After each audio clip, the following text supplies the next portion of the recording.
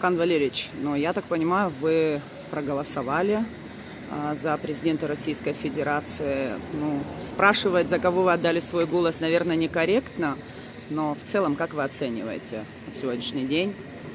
Но сегодня я вижу, люди идут очень плотно. Интерес есть к выборам президента Российской Федерации.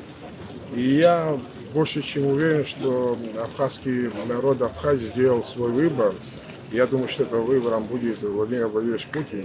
Я тоже не скрываю, я тоже проголосовал Владимира Владимировича Путина, потому что с ним я связываю надежды на то, что все-таки при определенных обстоятельствах, после того, как будет избран президент России в лице Владимира Владимировича Путина, и при определенных раскладах в Америке, когда там, надеюсь, поменяется тоже политическая элита, все-таки во всем мире настанет мир.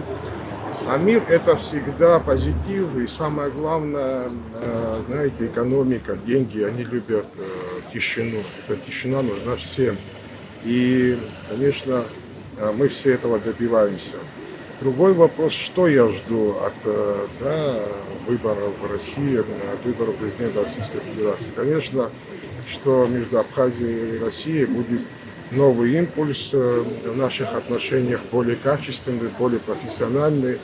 Это, конечно, не только может зависеть от Владимира Владимировича Путина, это зависит, конечно, и от политической элиты Абхазии.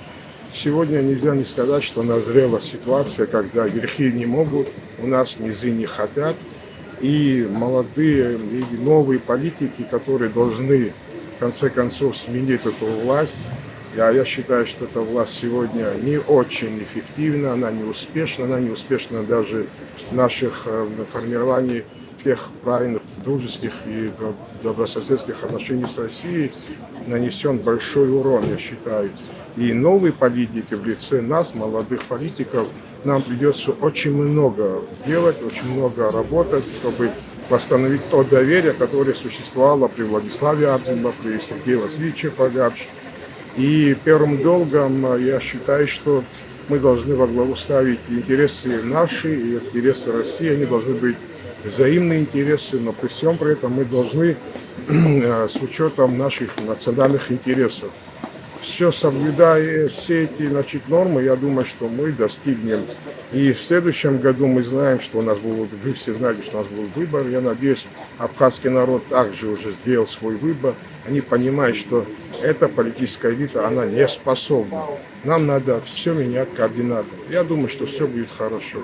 И пользуясь случаем, сегодня как будто, знаете, вот это символично, сегодня прощенное воскресенье.